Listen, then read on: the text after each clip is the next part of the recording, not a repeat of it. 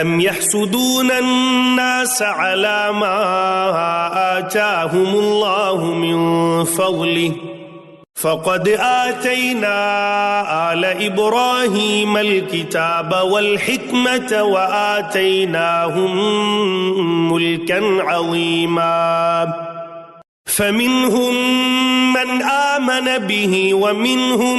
من صد عنه وكفى بجهنم سعيرا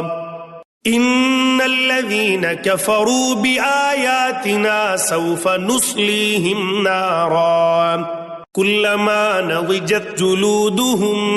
بدلناهم جلودا غيرها ليذوقوا العذاب إن الله كان عزيزا حكيما والذين آمنوا وعملوا الصالحات سندخلهم جنات تجري من تحتها الأنهار خالدين فيها أبدا لهم فيها أزواج مطهرة وندخلهم ظلا ظليلا إن الله يأمركم أن تؤدوا الأمانات إلى أهلها وإذا حكمتم بين الناس أن تحكموا بالعدل إن الله نعم ما يعظكم به إن الله كان سميعا بصيرا يا أيها الذين آمنوا أطيعوا الله وأطيعوا الرسول وأولي الأمر منكم فإن تنازعتم في شيء فردوه إلى الله والرسول إن كنتم تؤمنون بالله واليوم الآخر ذلك خير وأحسن تأويلا ألم تر إلى الذين يزعمون أنهم آمنوا بما أنزل إليك وما أنزل من قبلك يريدون أن يتحاكموا إلى الطاغوت وقد أمروا أن يكفروا به ويريد الشيطان أن يضلهم ضلالا بعيدا وإذا قيل لهم تعالوا إلى ما أنزل الله وإلى الرسول رأيت المنافقين يصدون عنك صدودا فكيف إذا أصابتهم مصيبة بما قدمت أيديهم ثم جاءوك يحلفون بالله إن أردنا إلا إحسانا وتوفيقا أولئك الذين يعلم الله ما في قلوبهم فأعرض عنهم وعظهم وقل لهم في أنفسهم قولا بليغا وما أرسلنا من رسول إلا ليطاع بإذن الله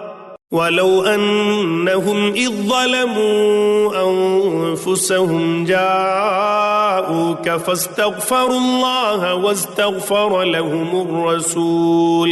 واستغفر لهم الرسول لوجدوا الله توابا رحيما فلا وربك لا يؤمنون حتى يحكموك فيما شجر بينهم ثم لا يجدوا في